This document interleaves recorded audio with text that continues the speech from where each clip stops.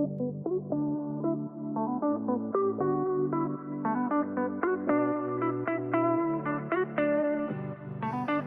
everybody, Jobbin from the Time Pals here. Just wanted to give a shout out to my partners over at Legendary Supplements and the Legendary Legion. Their Crack and Intense Focus Blizzard Mojito flavor is something I've been using all week to focus on my work and get it done quickly and efficiently.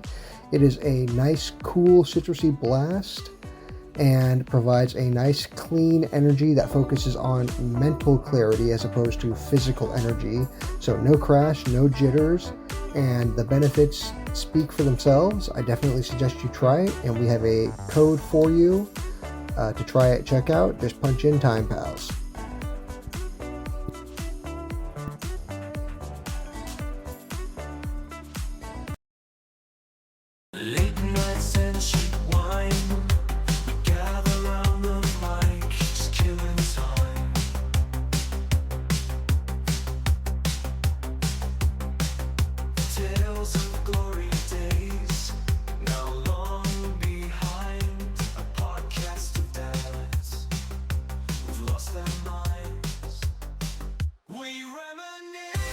Okay, hey, it's Underscore again, and this week the Time Pals begin wrapping up Hot Pal Summer. We talk about video games a lot, especially retro gaming, and I wanted to take a look at our childhood gaming days, especially during the time of our lives when we maybe only got a video game or two during a birthday or Christmas, had to ride that sucker out through the year, whether it was good or bad. Yo. With me today is ShadoSpartan, and Shadow just released another video to his channel. So what you got going on right now, Shadow?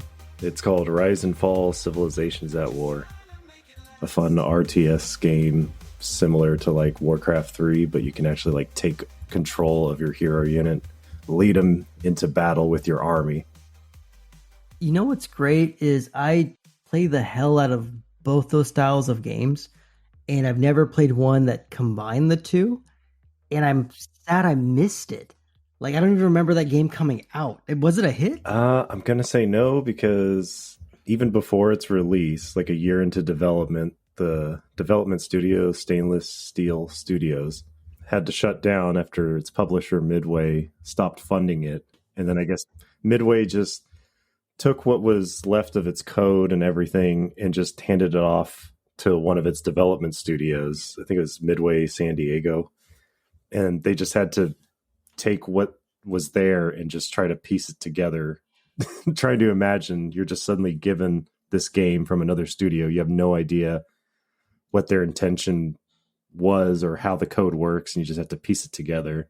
And that's why it feels kind of like a mess, but still they had something there.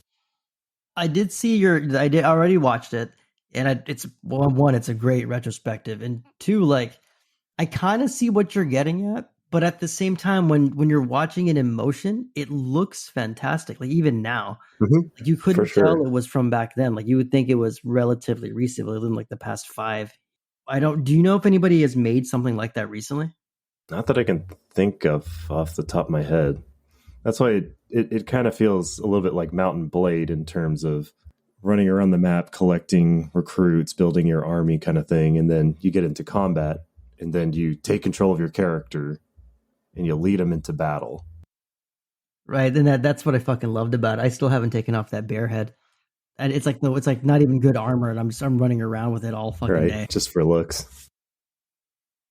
And then always with me, in my heart and my soul, is Nickel. Up, down, left, right, BA. Nice. Start. Never heard of it. So basically, thank you guys for coming. The idea about this episode kind of came to me because my kids were moving quickly between lots of forms of entertainment. Probably the same thing with you, Nickel. Shadow has cats, so it doesn't apply.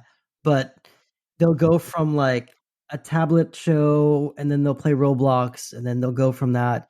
They'll listen to Kid Bop Kids on their Alexa, and then they would complain to me that they were super bored. They would go on the Xbox, complain again that they're super bored. They'll go outside for 20 minutes. And it's not like an old man screams at cloud moment. I'm kind of jealous of it. It's like, it's really just me, old man screaming at old man me. Looking at what they're doing, And I'm kind of looking back at the summers that I used to have, and I'm guessing you guys were kind of the same because none of us were, millionaires. It was a lot of like, you didn't get everything you wanted. You didn't have everything ahead of you. I don't know about you guys, but my parents, to get me out of the house, I was in Little League, I was in Boy Scouts, I was in a ton of shit. Mm-hmm. And I think because of that, it did the reverse. Because whenever I got a video game, I played the fuck out of it. Just because it was something that wasn't me having to go somewhere else. I got to stay inside the heat. So, and looking back on it, I mean, I know you're a little bit younger than me, Shadow, but when I was trying to figure, obviously, the childhood thing out, was back in the 90s. So I'm kind of like looking at it through that, the time pals and growing up gaming in the 90s and all the good and bad that came with, figuring ourselves out back then. And really, I just kind of want to ask you is like, so what do you remember about the first system that was, quote unquote yours, or the first game that really hooked you? And then you were like, well, hey, this is what I'm going to be doing. Yeah, I was kind of lucky because I had two older brothers who, similar kind of thing, like you were saying, that once they discovered gaming, I was kind of, sucked into it also. Man, trying to think as far back, I think the first console we had was a Sega Genesis.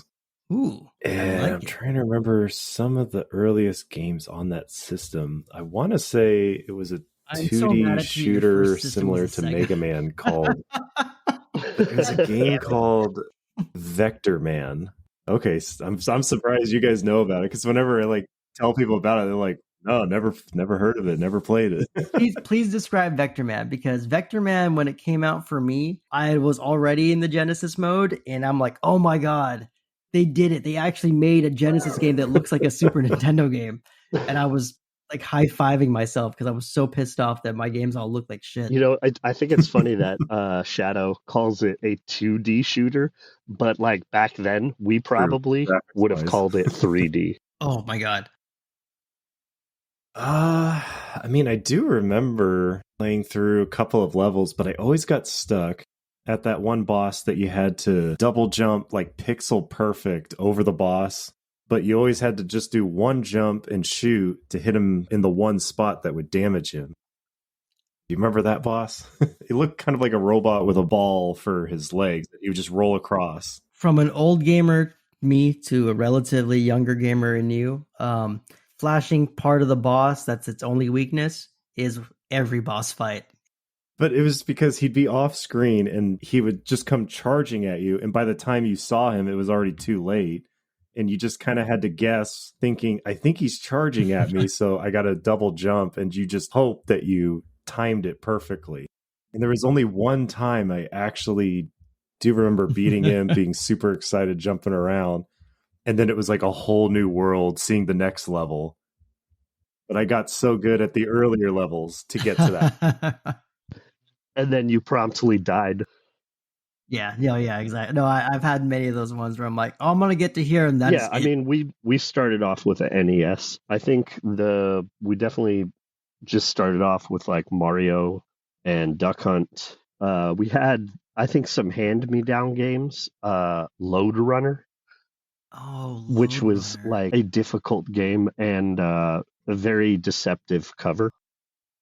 Load Runner, I know the name. I don't remember the game. It was, I don't know. You're supposed to get treasures and like dig some blocks out in this mine or whatever.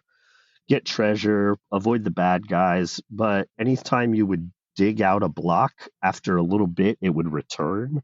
And you couldn't jump or anything. So it was like you had to move yourself based on digging out blocks and stuff. And it was dig dug with extra steps. One game I definitely do remember that I know not a lot of people remember. And this is probably one of the hardest NES games that you'll ever play. It was called A Boy and His Blob. I know this one. Okay, so I'll explain it. I'll explain it to Shadow. So ShadoSpartan. I used to dream. No bullshit. I never got a chance to play it. It was one of those ones where I was never bought for me. Oh God, you're lucky. Mm-hmm. Oh man. Okay, so ShadoSpartan. Here is a boy and his blob. There's essentially no backstory. You just start the game and you are in front of a boy's house So far. and he has a blob. Okay, you with me so far? Okay. You might want to describe what the blob is. It's not sexual. The blob is a literal pear-shaped gelatinous blob. Okay. In its neutral state, it's like it looks like a pear almost. Okay. And it just follows you around. Okay. Now, as the boy, your one power, or I should say your one piece of equipment, is Okay. jelly beans.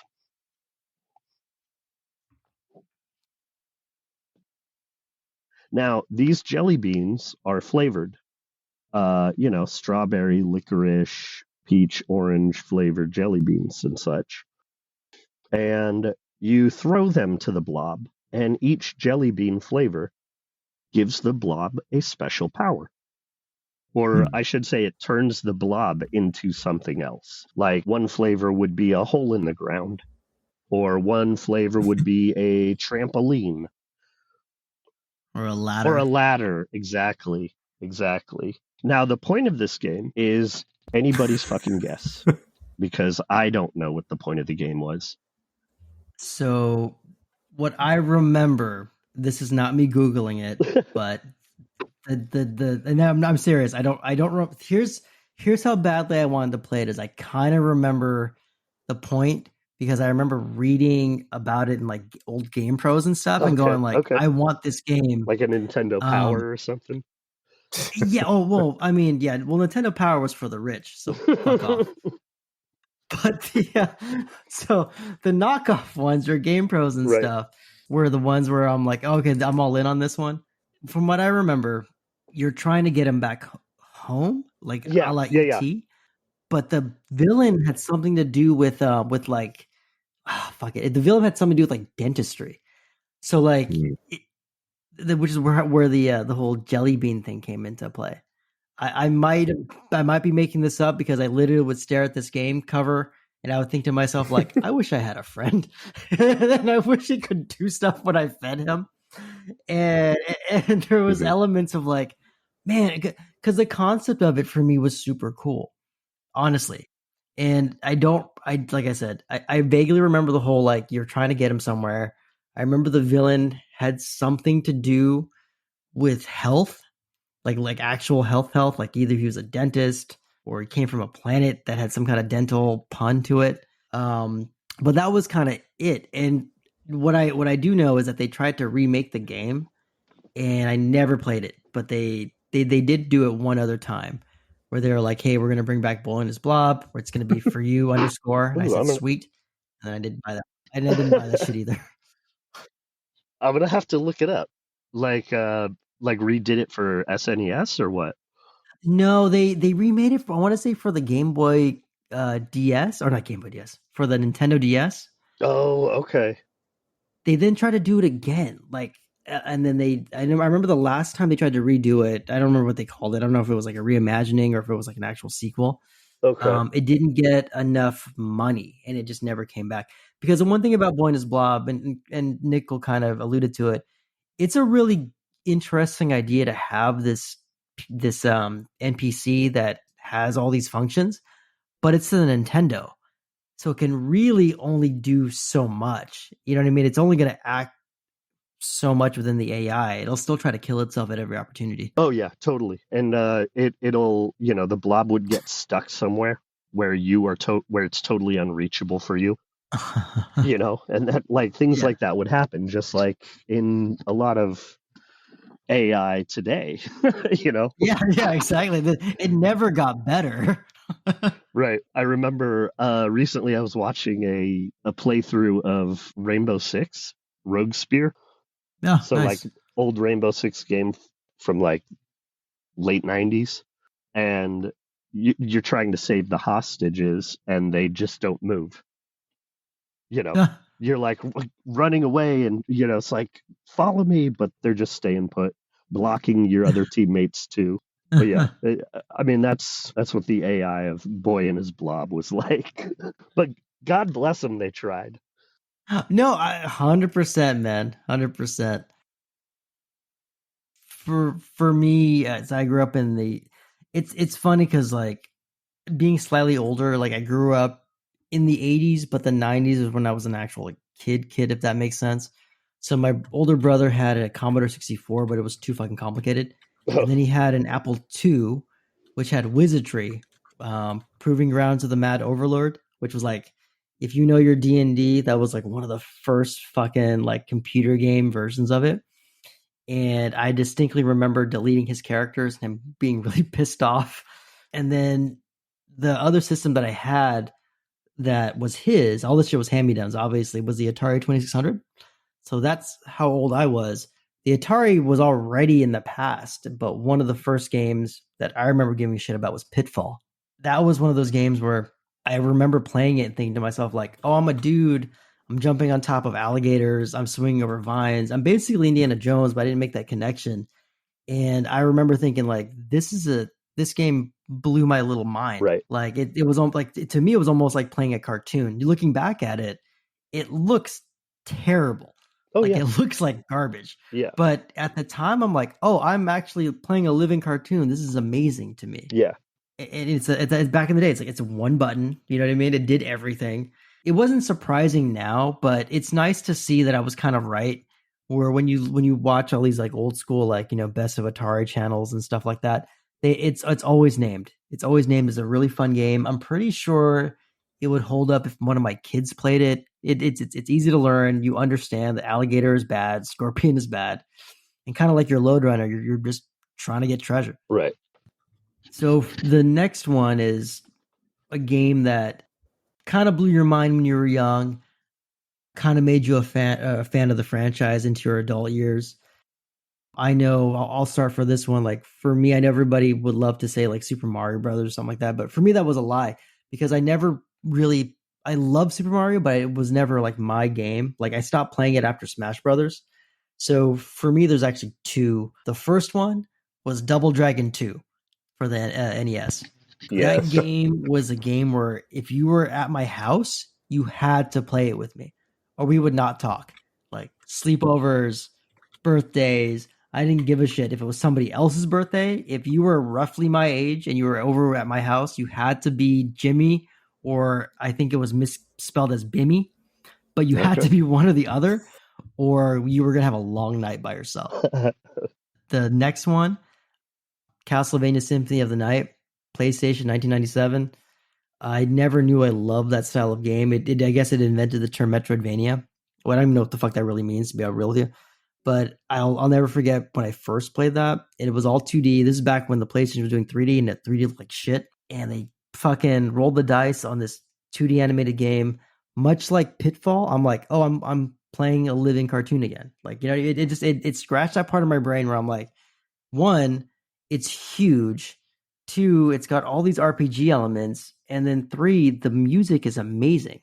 Like it's all this gorgeous symphony. It obviously in the name, but it all like gave you this world, and it was one of the first times where I got immersed in it, like just 100% full stop. Like everything Alucard did, I'm like, this is going to be what I'm going to play forever. And every single time there's a Castlevania one, and there, aside from Game Boy ones, there hasn't really been a quote unquote good one. I've bought it every single time, and then I'd immediately regret it because they can't quite catch it anymore, that lightning in the bottle anymore. But yeah, every fucking one, man, like I'm all in. Like that lasted well throughout my adult years. And then Double Dragon 2, like every now and again they'll make one. I'm like, this game is just a beat 'em up. There's no way that's going to be any good, and they're all fine. They're all okay. It's all still just punching and uppercuts. But I will still get that itch in me that I had when I was a kid and go, fuck, man, Double Dragon. I love that shit. And I will just download it again. I think for me, there's a bunch of different games that like blew my mind at different stages in life. What I mean is, like there were a lot of games when we switched over to the Sega from the NES that were like, oh my God, look at these graphics. And it was like mind blowing. Jurassic Park, for the Sega. Jurassic Park did blow my mind. That was I could play as the raptor. What? Yeah. The dinosaurs were pictures from the movie, and they looked like pictures from the movie. Right. And the same goes for like Mortal Kombat. I was like, look how real these are, because they were real, you know? I had speaking of Mortal Kombat, one of my best friends, he wasn't allowed to play it because the characters were obviously motion captured from the actors, and his parents were so strict that the moment they bought him the game without asking anybody what the game was. I'll never forget this shit. That's what parents did back then. Right? Right. So just shut up the kid. It's his birthday. We both play the game together. And they watched at some point in time after like 2-3 hours of us playing in this room, we had this awkward moment where like his mom or his dad walked in and you could feel like the eyes staring past us. Oh. And then whoever that was walked out, and then they both walked back in. They were like, we need to take this away from you. Oh, I don't know what we did for the rest of the fucking night, but it wasn't that. It wasn't MK. No. Whatever. We probably played Sonic 2 again for the 8th millionth time. You know what I mean? Like it was that kind of bullshit. But going back to what Shadow said, you know, like Vector Man for me was like, wow, look at these graphics, man. These are great. Yeah. Like Vector Man was a cool game. Although that was a difficult one too. That was one I couldn't be good at without cheating. Okay. You know, no bullshit, Shadow. If you would have asked us back then, that is a 3D game. Yeah. It was a 3D game. Vector Man might as well have reached out on the screen and gave us a pat on the head. Yeah, it had shadowing. Come on. I mean, that's 3-dimensional, right? I guess it makes me think of Doom when they call it Doom 3D, but it's still technically 2D, but they just kind of deceive you in how they present it. But in terms of games that like real quick again, another mind-blowing game. Anything from the N64. So like Mario 64. The first time I saw that, I was like, what? See, I was a Sega guy. So I stayed with it. I didn't buy an N64 until I bought it. They basically released the GameCube, and they were basically giving them out for free. I bought an N64, I want to say maybe $100 max, and they threw in a Game Boy. And I'd never owned a Game Boy in my entire life. So I actually played more of the Game Boy than the N64. Yeah. With the exception of wrestling games. Because fuck you guys, but WCW Revenge and all that shit were amazing. Yeah. Were amazing games. But the one game that I could really say like got me hooked on a franchise that I would buy if they released another game today, I would buy it in a heartbeat, would be Splinter Cell. Oh, I thought that was in the 2000s. Shit. Like since game one, I was like, oh, this is the shit. You know what? I think technically Shadow is right, because when did the first Splinter Cell come out? First 2002. But I understand what you're saying. Disqualified. But we'll let it slide because Splinter Cell should come back someday. Yeah. Honestly, as Metal Gear got really goofy, and Splinter Cell could bring it back to reality. Well, back in the 90s, I wasn't much of like for a long time, I wasn't much of like a sucker for franchises. You know, right. I know there were some people who were all about Final Fantasy all the way through NES and, stuff like that. And I was just like, I like a game if it's fun, and plus franchise wasn't really a huge part of gaming back then. I disagree. Here's why. So basically, if you had a good game, obviously they were going to make sequels up the ass. So I didn't buy a lot of games, but I would rent games when I was allowed to, based off like the idea that the first game was good. So I think so the franchise thing was a thing. But right. I guess if it didn't catch you back then, I guess it wouldn't have mattered. Right. But I mean, you can't, it's not like the franchises of today. That's Yeah. mostly what I'm saying. Yeah, you had Where like Call of Duty is an actual like $1 billion thing. I get what you're saying. right. I mean, sure, you had Adventure Island and then Adventure Island 2, you know, and then I don't even know if they made an Adventure Island 3, but still, it was like, okay, it's still the same game. Right. You don't have to reinvent anything. Right. Where it's like the franchises of today, like Splinter Cell, for instance, they had a great concept for a game, and then the next game they built on top of it, and they made it better. And then the next game built on top of that. But the franchises, if you will, back in the day, you know, back in the 90s and stuff, that was just like, oh, it's the new game. We maybe added like one new feature. Mega Man, perfect. Okay, so Mega Man is the perfect example of what I'm talking about, right? Up until like what, past Mega Man 3 or Mega Man 4, it was just the same game, different bad guys. They didn't really add a whole bunch. Now, you know, How dare you? When you started adding in like Rush, right? They added a dog, name? Yeah. Goddamn right. You say his name with some pride. You put some respect on that shit. And by the way, it's Rush Rock and Roll because Capcom just does that kind of shit. Right. But anyway, I agree. You know, that's I mean, I would say I had more different games that blew my mind growing up. Yeah. But as opposed to like following a franchise. Yeah, versus like, oh, I'm going to buy this because it's, you know, part of the franchise that I love. Well, good for you. I'm a sucker. So like I own Double Dragon 1, 2, 3, and 4. You know what I mean? And then the Genesis one. I'm glad you never wasted your parents' money. So like, how about you, Dom? Or how about you, Shadow?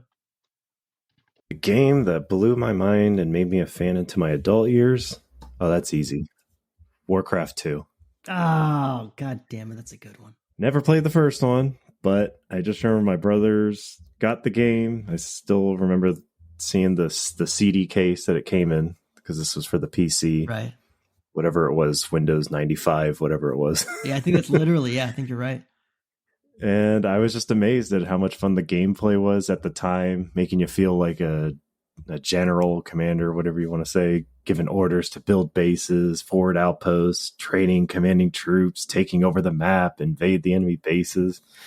And that just stuck with me and why I love RTS games so much. And even now, I'm still playing WoW and looking forward to the next expansion, The War Within. You know what I will always give Warcraft 2 credit? Is it gave the individual units characters. So like they had their own voices, they had their own, I don't know what to call it, but they had their own personality.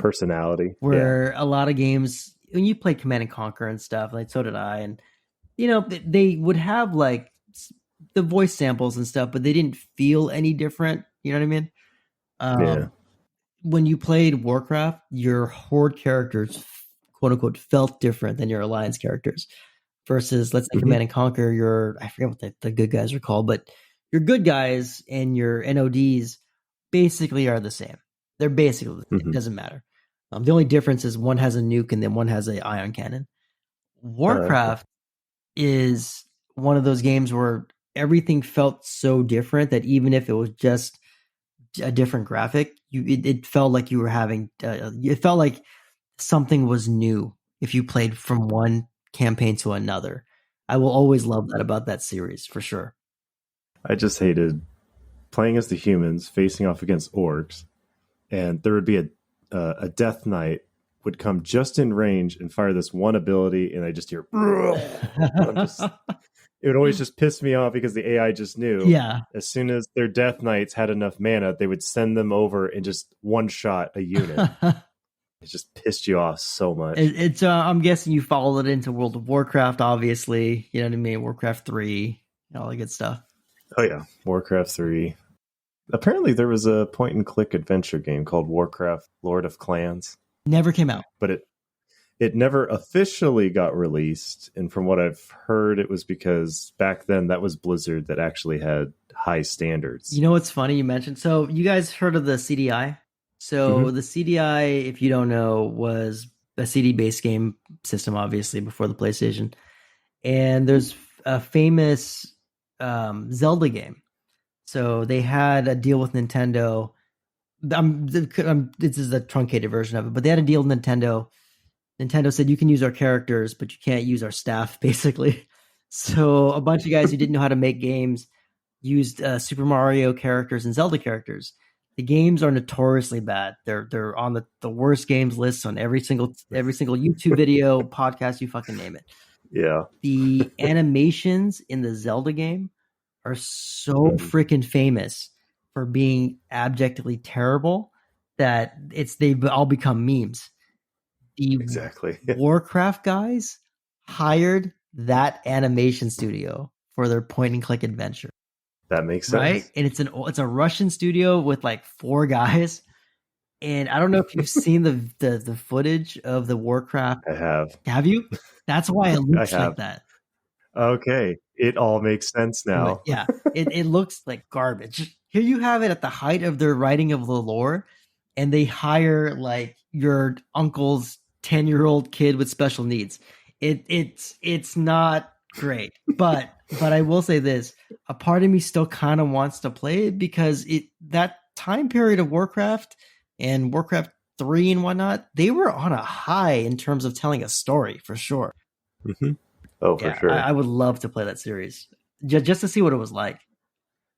Right. So moving on, obviously back in the day, you were going to be stuck with a bad game too. So anything that you remember from back then where the box art lied to you, or your parents got you one that was abjectly terrible, but because you were stuck with it, you had to play it or had to find a reason to love it?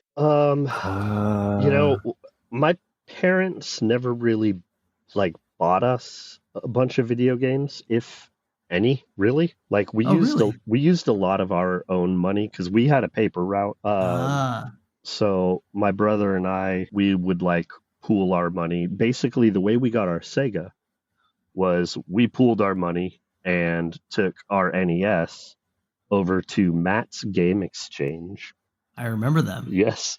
And we traded in all of our NES stuff and the money we had saved up, and we bought a Sega, and some games and controllers and stuff. Now, I don't think I ever, up until I was way older, I don't think I ever bought a game that I was stuck with, because I would sit there in the aisle at Matt's Game Exchange for a solid 20, 30 minutes debating between 2 games and weighing each option and how to spend my, $10 because I wasn't about to buy a shitty game. Right.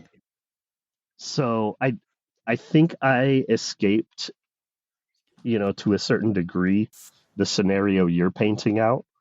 But that's only because I spent so much time really deciding on what game I wanted to buy. Well, that says a lot about you because it meant your parents trusted you with money. For me, it was a lot of guilt purchases. So in terms of we'll flip it then. So any purchases that you obviously spent your own childhood hard-earned money with a paper route, that you regretted, you bought and you're like, oh, I made a bad choice. I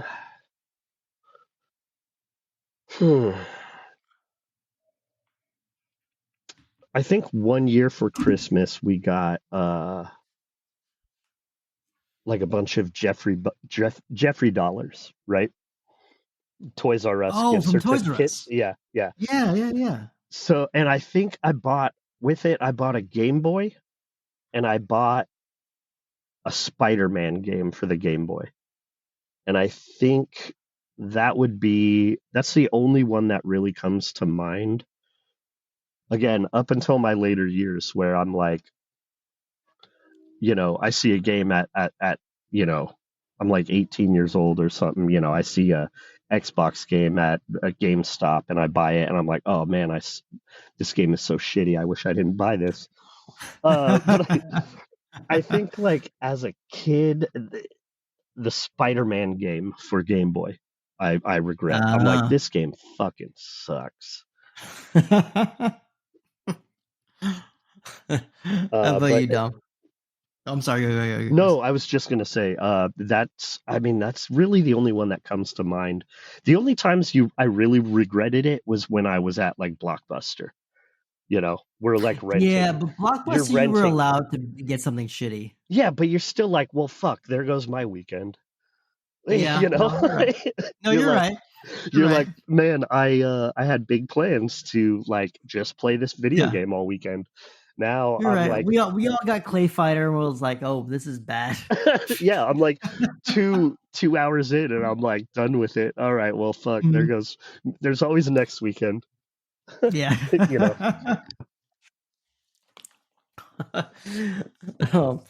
It's funny you mentioned the whole like Xbox thing.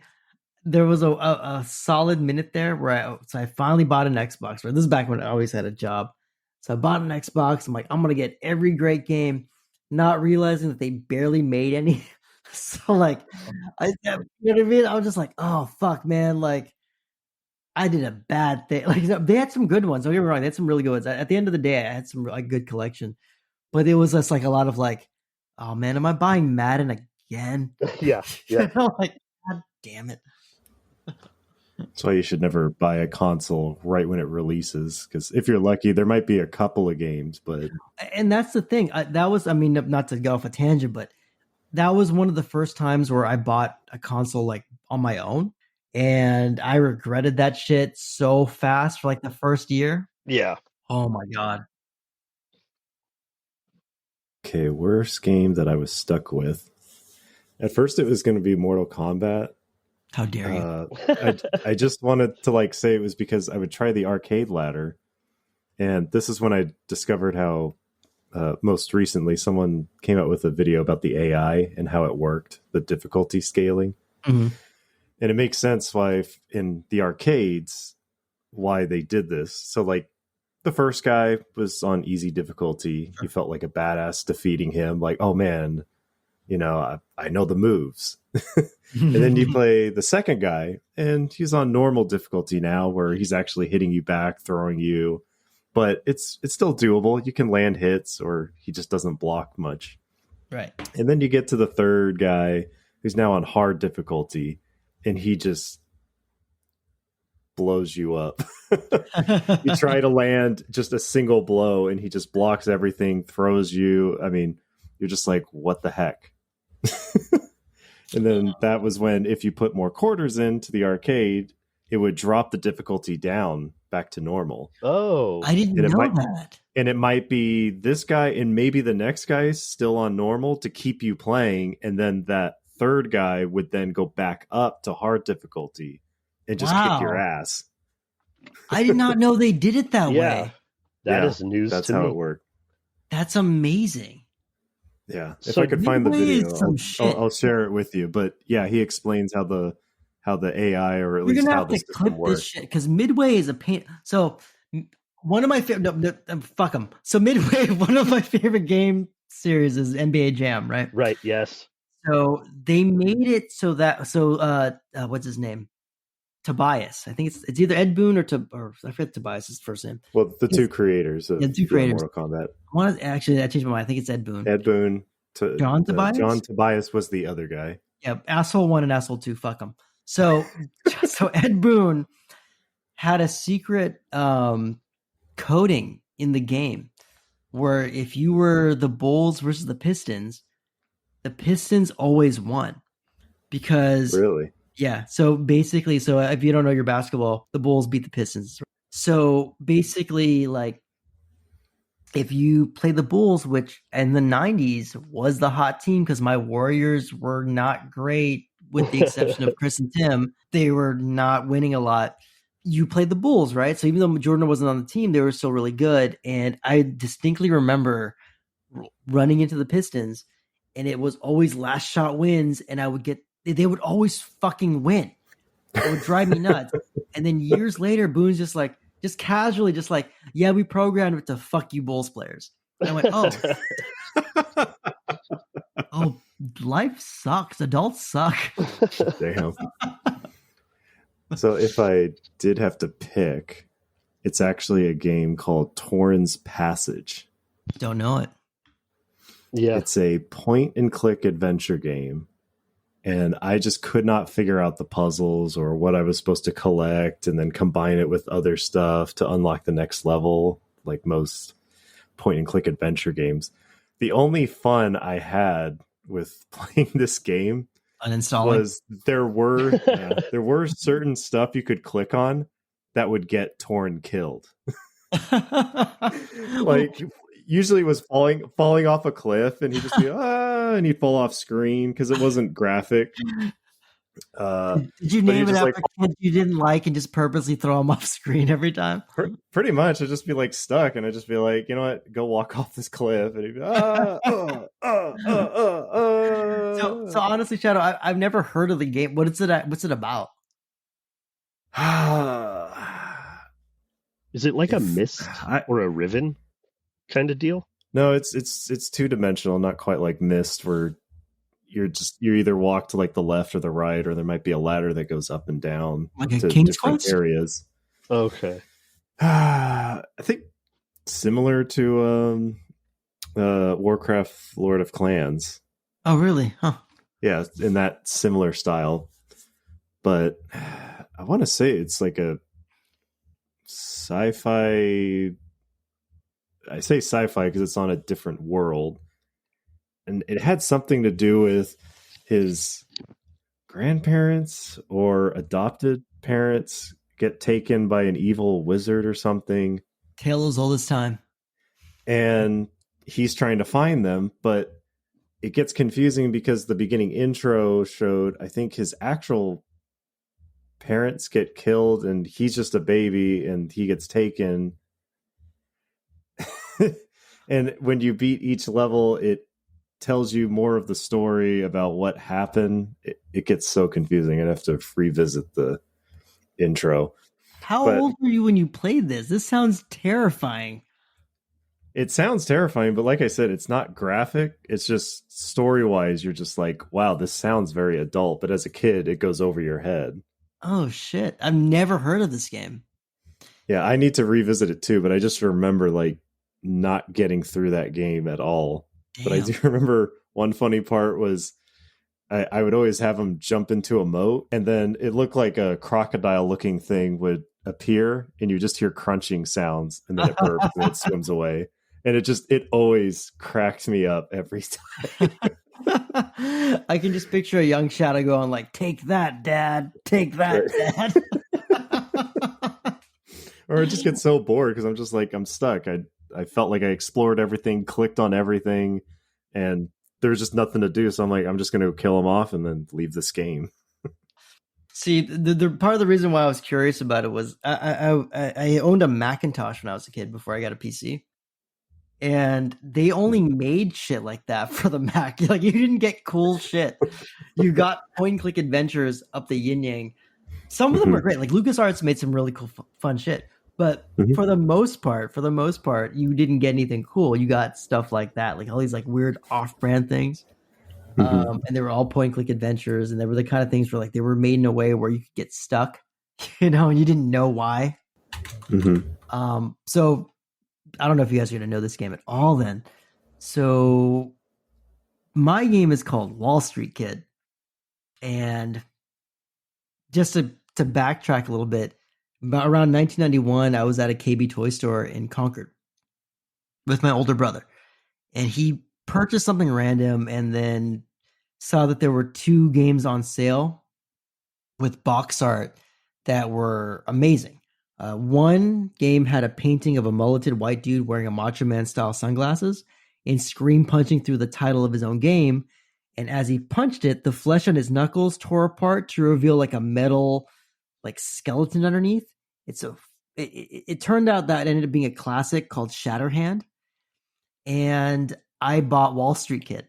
So Wall Street Kid, if you've never heard of it, was developed by a company called Soulful, whose only other game was called Casino Kid. And you can kind of see a pattern of me making bad decisions because the box art was this bright, colorful comic book thing where a dude in a nice suit a kid, quote unquote, on a nice suit, stood on top of a pile of money, and then there were these pretty girls on the cover, and on the back, you got to drive a boat, and you got to make your dad proud. And I'm like, I'm buying this game. Turns out when you plugged it into your Nintendo, you're a 26-year-old stock trader, and the entire point is that your uncle has died. He gave you $500,000 to turn a profit, so you have to buy $1 million house, keep your girlfriend happy, and then if you don't eat and exercise, you die. So to put it in perspective, So it's the you Sims. have to make $600 million to beat the game, which is $1.25 trillion in today's money. And if you were in 1991, that would have basically like the richest person in the world was worth $5 billion. So nobody that made the game understood money in a stock trading game. Wait, so this was an NES game? This was an NES game. Really? And those motherfuckers, so they suckered me in. It's a comic book art front. Right. So you're thinking to yourself, like, I'm going to be rich, which obviously not being rich, that appealed to underscore. And it, not knowing what the fuck a stock was, not knowing what a Wall Street kid was, the back pictures look like an action game. I'm driving a boat. I'm living in a mansion. I got a girlfriend. I'm making my dad proud. Yeah, right. I'm making dad proud. Finally, something that I could do when he's not home and project. And you get the game and it's fucking text based. Oh, I'm 10 years old. I can barely read. Right. You know what I mean? I went to a shitty fucking elementary school called Ignacio Valley. I don't like reading at school. What the fuck makes you think I'm going to read at home? Right? And I have no concept of money. Girls were still icky, but I loved boats. My dad owned a Bayliner. I'm like, we're gonna fucking bond. So it ended up being this bizarre thing in my Nintendo collection for years. And the fucked up thing was, 20 years later, it would get name dropped when GameStop was doing its whole stonks thing as a RPG that, like, quote unquote, first got my generation of games. Fucking bullshit. Bullshit. I played that game. It's got fake stock names. I didn't understand anything, and I would buy and sell. My girlfriend would leave me every time. I would die of a heart attack because I didn't know how to eat vegetables, and the game would just end. And the bullshit thing was, one, I mean, obviously childhood trauma that taught me to hate the rich, but two, I never made enough money for the fucking boat. So I never even got the boat. Right? I never saw the goddamn ending to this stock trader game. That 10-year-old underscore was like, oh, I'm gonna experience love for the first fucking time in my goddamn life. So yeah, obviously they suckered me in from the get-go with that shit. So to kind of lean into that, my next one, like the first game you guys thought was, so basically there was a concept for me back in the day when I was a kid where a game could be poorly made and I wouldn't realize it because I was a kid. So I thought to myself, like, I'm not old enough for this game. This is a game for adults or something like that. So while it's not a real question, like, do you guys have any memories of games where you're like, okay, this game probably isn't bad. I'm just not able to play it, or I don't understand it, or the concept is way over my head? I would say I never played it myself, but I watched my friend play it.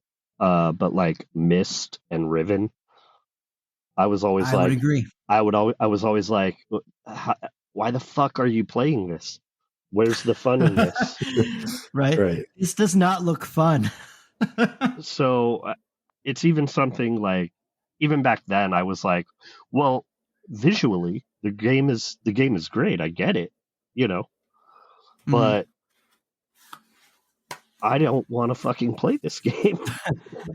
The game is you're pushing dials and you're trying to find pages in a book. Right. May I remind you, with my last story, I went to a really shitty elementary school.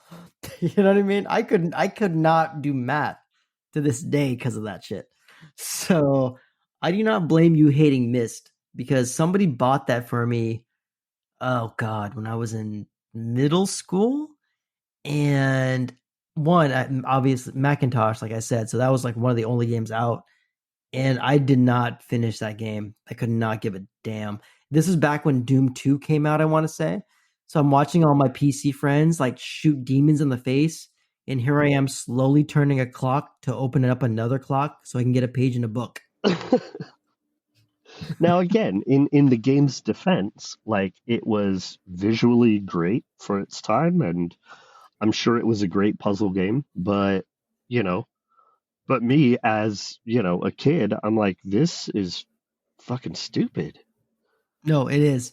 A great puzzle game to me is Jenga. Fuck that bullshit. Jenga for the NES. Yeah, right. How about you, Shadow?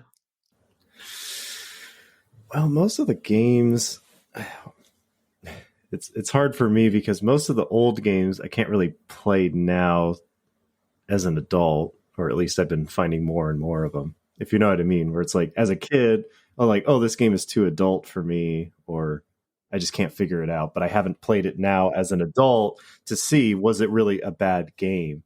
The only thing I can think closely to it kind of changes your question a little bit, where Thief, the Dark Project, as a kid, I just didn't understand how to complete the objectives. So I just thought this game sucks. No, Thief is amazing. By the way, retrospective available at Shadow's YouTube. Right. Shout out. But I would mainly, just to have some fun with it, I would just run around and just take out the guards.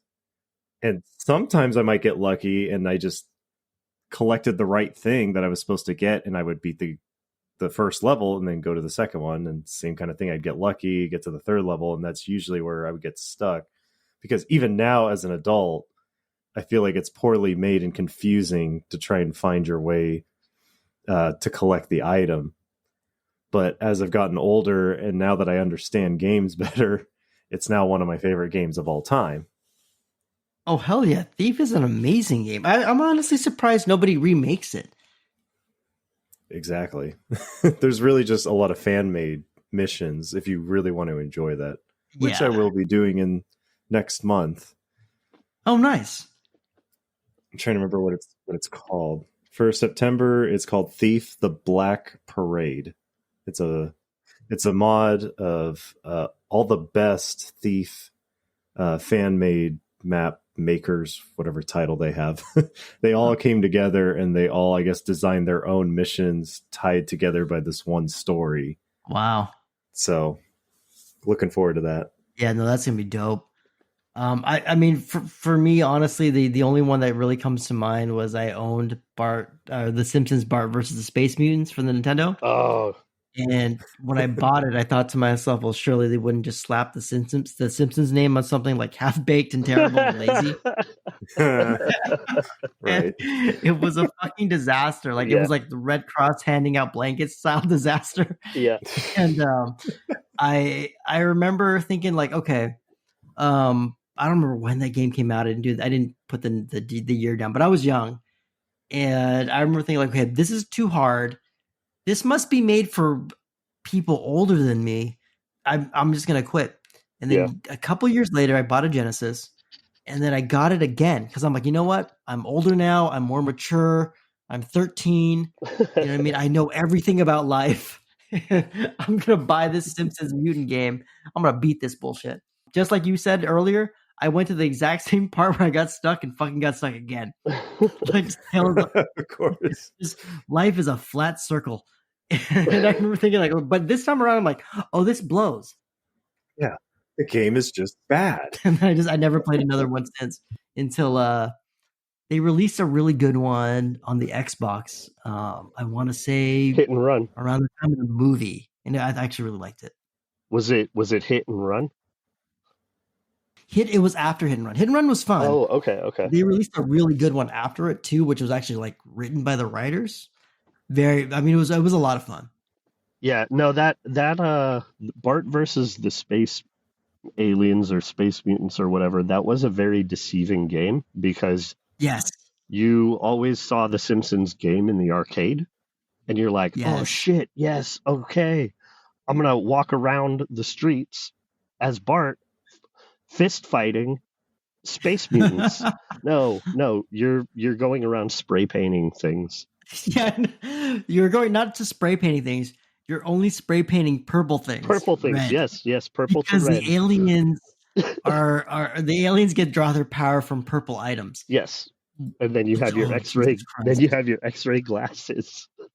That'll show you who the space mutants are. Oh my god, we were morons in the Nintendo era. I swear to fucking Christ. Here's the thing, though. I was such a big fan of The Simpsons. I owned, mind you, not a rich kid. My big Christmas gift one year was I owned the talking Bart Simpson doll, Nice. which I got it taken away from me because the top of the head was thick plastic spikes. Yes. I got mad at my sister and I hit her with it. So that was gone. And then I owned my favorite book, no bullshit. I was in the 5th grade. We had to write down like what was your favorite book, and everybody had like dumb bullshit like Huck Finn and stuff. My favorite book was the Bart Simpson's Guide to Life because I'd never laughed harder reading something ever. And I'm like, well, this must be literature. And that shaped me for years. Like David Sedaris was my favorite author because he just wrote funny bullshit. Yeah. And like anytime I could find anything like that, immediately a fan. I thought that was going to say that like I thought you were going to say that like shaped your childhood because that's when you got put in the remedial reading class. You know what? I was an excellent reader. No bullshit. Excellent reader, partly because of The Simpsons. Very, very, very, very quality writer, which you can't tell from this podcast, but I swear to God. No, you're a good writer. You're a good writer. But fuck off. But just like I said earlier, my school's math program was garbage, and I can barely add and subtract. Like, we'll just put it that way. We did take some remedial stuff later on in life. We'll just say that. And then finally to put a bow on this whole like Summer of Pals growing up in the 90s thing. For you, good or bad, your most iconic retro gaming memory from that era? Oh, probably sitting there one summer, just playing Earthbound all day until I beat it. Ooh, I wasn't a Super Nintendo guy. I never played Earthbound. It's either that or like just being at a sleepover and just playing like video games all night. Yeah. You know, I do miss that. Yeah, like there were a couple specific examples. Like I remember just staying up one night with a buddy and we just played NBA Jam Tournament Edition like all night, you know. Oh, good game. Yeah. Good game. Fuck the Pistons. Just but good game. You know, using all the cheats and stuff and trying out all of the characters. Big head mode. Yeah. Play as Bill Clinton. I remember all that shit. Yeah. But yeah, I would say just definitely a memory that stands out for me because I wasn't so much of an RPG player, but Earthbound got me into it. But yes, like just one summer, it had to have been a full week at least, where I just like sat there all day and played Earthbound until I beat it. I've always wanted to play Earthbound, but I didn't own a Super Nintendo. And then by the time I never actually technically ever owned one, but by the time they re-released it, I never got a chance to do it. They have it out on the Switch. I might download it just because of you, honestly, because it always ends up on these top lists, and I never tried it. I mean, it's a good one. I mean, it's not, you know, it's kind of biased coming from me, or not really biased, but like being not an RPG player, I'm like, it's a RPG. Well, here's the thing, though. Here's the reason why I like that is, so not being an RPG guy, it has to have something special for you to be like, oh, I'm sticking with it. Right, like, right. I'm not an anime guy. I never finished a full episode of Dragon Ball Z, and I still have watched all of One Punch Man because I'm like, oh, this is hilarious. It's taking the piss out of all the stuff I hate. Right. So it's got to be special, you know? Yeah. And I would make that same argument too. Is like, I'm not just swooning over every RPG that comes out. Like that's one of the few I've ever played and finished. No, that's cool. Honestly, that's actually really cool. How about you, Shadow?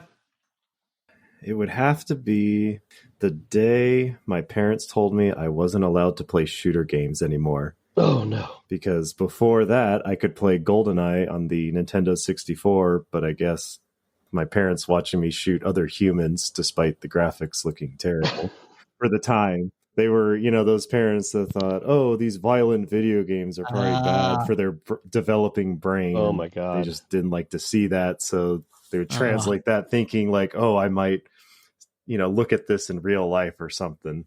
I had the opposite.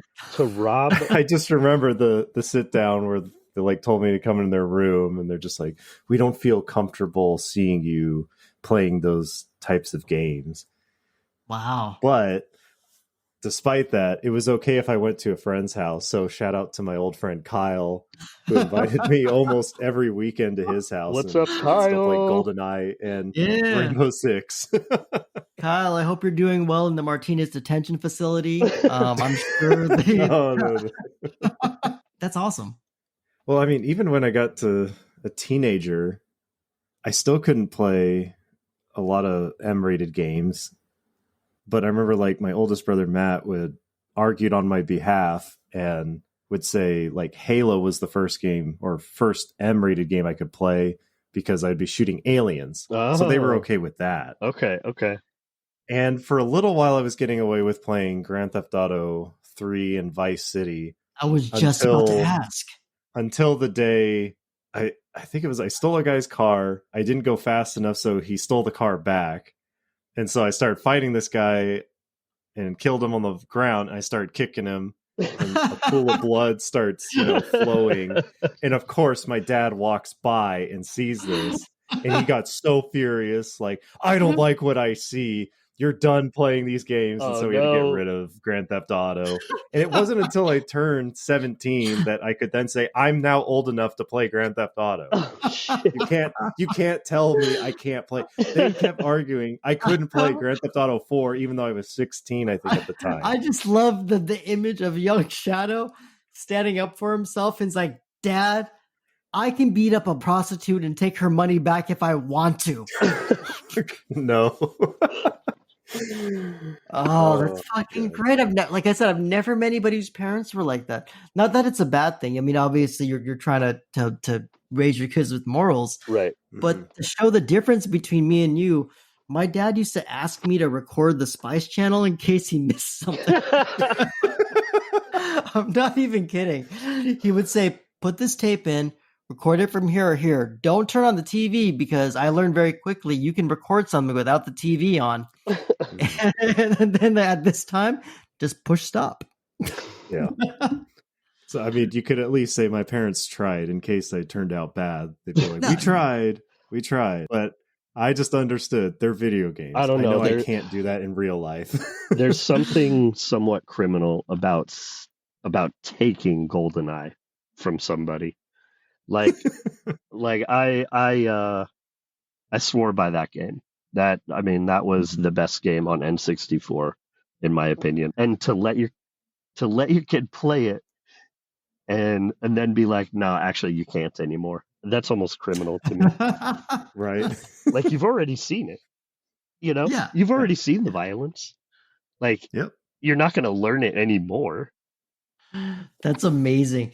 Because GoldenEye, like I said, I never owned it. Well, I didn't own an N64 until I bought one way late. So I was all about the wrestling games. I owned I only owned a couple of them. I owned what is it? Star Wars Starfighter. So that was a cool one. Okay. Yeah. GoldenEye was the first one I bought. I remember thinking to myself, this game is incredible because I never had it. In my opinion, it's cartoony enough where I'm surprised. I would be surprised if somebody felt like it was uber violent. Right. But I guess it's bloody, but I just don't remember it. But it's not really bloody. I mean, it's a blurry red splotch on the body. Yeah. There wasn't any puddles of blood. We're not talking GTA 3 violent. Right. Yeah, no, for real. Interesting. So I got a couple. I don't have them written down, so I'm just kind of going by memory. But one of the things my parents would do was they would never really surprise me with stuff. And then just one random day, my mom brought me Super Mario Brothers 3, and it wasn't for anything. It wasn't like I did well in school or anything like that. I didn't do my chores or anything like that. But I'll always remember it because like that box art, that bright yellow box art, Mario in that classic pose, and she just I don't know what kind of guilt she had, like as a parent now who has bought his kids stuff because I did something. I'm like, I better make it up to them somehow. I don't know what background thing that she thought she insulted me with, but I'll never forget her bringing that one in and just kind of sitting with me and watching me play it. Years later, she would end up passing from cancer, and it was one of those memories I'll always have because it was one of those moments where I'm like, oh shit, like I do that now, where I'll just like surprise my kid. They don't have to be perfect, and I'll just be like, hey, here's a thing for you to do. You know what I mean? And I will sit with them and watch them do it the same way she did. So, and there's an element of like satisfaction of like, oh, I kind of understand what you like, even though obviously, I'm not monitoring you every single hour of the day. And now we get to kind of sit and share that thing. Yeah. And then for me, it was cool. Then like I said, I carry that now. The other kind of retro-y thing that I remember is, this kind of sounds so stupid, but I grew up obviously being of color. I didn't really grow up with a lot of racist stuff. And there's your sleepover thing. I had a sleepover with a bunch of friends, and one of them rented Zelda. So I never played before, and I was bored out of my mind because I didn't realize it was a classic. I was playing like baseball games and shit. And one of the dudes at my party was a guy named Byron. He was a black kid. So one of my friends from back in the day. And Byron had a black mom and a white dad. So me being very naive, I didn't know what an Oreo was. So everybody the whole night kept calling him Oreo. So Oreo, you should try Zelda. Oreo, you should do this or that. Now, I knew his name was Byron, but me being young, I went, I must have misheard your name. And your name must be not, I didn't hear Oreo. I heard the word Oriole. Like the bird. Because I'm a baseball fan. So if you know Baltimore Orioles, I'm like, well, this must be a name and not just a bird. So the rest of the night, I kept calling him Oriole. So now, mind you, I knew his fucking name was Byron. But like, I kept saying, well, I must be wrong. His name is Oriole. Byron must be a nickname or some shit. And at some point in time of the night, before we went to bed, both of us being brown, he turned to me and he said, I'm paraphrasing because I don't remember the exact words, but he said, like, I don't think you should call me Oreo anymore. And I went, oh, isn't that your name? He said, my name is Byron. And then he had to explain to me why Oreo was offensive. And I went, first off, I thought you were a bird. Secondly, wouldn't you need another black person because it's black, white, and black? And he didn't talk to me for the rest of the night. And I'm just like, okay, I'll never forget that for as long as I live, because there's an innocence to it that I will never get back. Hold on. It's not racist. I thought you were a bird. Yeah, for real. And to be fair, if you told me Oriole is a regular street name, I would have believed you. I would have pondered, but back then, yeah, everybody calls himself Oriole. You know what I mean? There's a Batman and Robin. So that's all I got for our little slowly winding down the summertime. Thank you guys for indulging me a little bit. I wanted to kind of go back to the retro stuff for a minute, just to kind of talk about like a lot of like the nice thing about having this podcast is I can kind of like see the things that shape you guys, and it kind of reflects back to me. I'm like, well, what were the things that I remember from, the back in the day that kind of shaped the nostalgic stuff that I'm into. Yeah. So it is kind of nice for me to kind of scratch the surface a little bit. I appreciate it. Yeah. Yeah. The good old days when games were good and working. When they, But before you needed to update. it just seems like nowadays everyone complains saying like, "Oh, these graphics, they suck." But Yeah, I don't know right. when. It can't get any would've better. blown your mind now, right? Back then, I should say, you would have been like, "There's no way NBA Jam is going to look any more realistic." Right. But hold on, Shadow. When you say working, like you use that term loosely, right? Because NES Very games loosely. right out of the box, you'd have to like blow into and like put in just right. Right. Yep. Like, I don't care how new that game was. Like, you're going to have to finagle it into your NES to make it work. And only you knew how to make it work. Yeah, only you knew how to make course. your system work. Yeah, that's right. Only your breath worked. And somehow, like, leaving the door open helped. Like, no, you can't close the door. You got to leave it up. Wow. Like some superstition. Oh, no. I had a buddy who told me that you had to put a book in there. And I said, look, that's enough for your sass, Oriole. Now, for me, my Nintendo 64, I had to blow it 3 times before it would work. Right. I'm not even kidding. If it wouldn't work when I hit that start button, take it out, blow it, put it back in. Wouldn't work. Take it out, blow it. Still wouldn't work. Take it out, blow it. 3rd time's a charm. Every time. Right. Yep. See? It prep you for the future, because no matter how pissed off your wife gets, Shadow, I mean, she's always happy. So for underscore for the Time Pals, that's all I got for this. Dom, or Shadow, you got anything else? No, I'm just gonna keep laughing. Nickel? Nah, I'm good. Thanks for having me. Thank you, guys. We've got some mini episodes coming up we think you're gonna love. We're gonna do our best to get the video stuff coming in, so stick around for that. And for underscore for the rest of the Time Pals, we'll see you next time.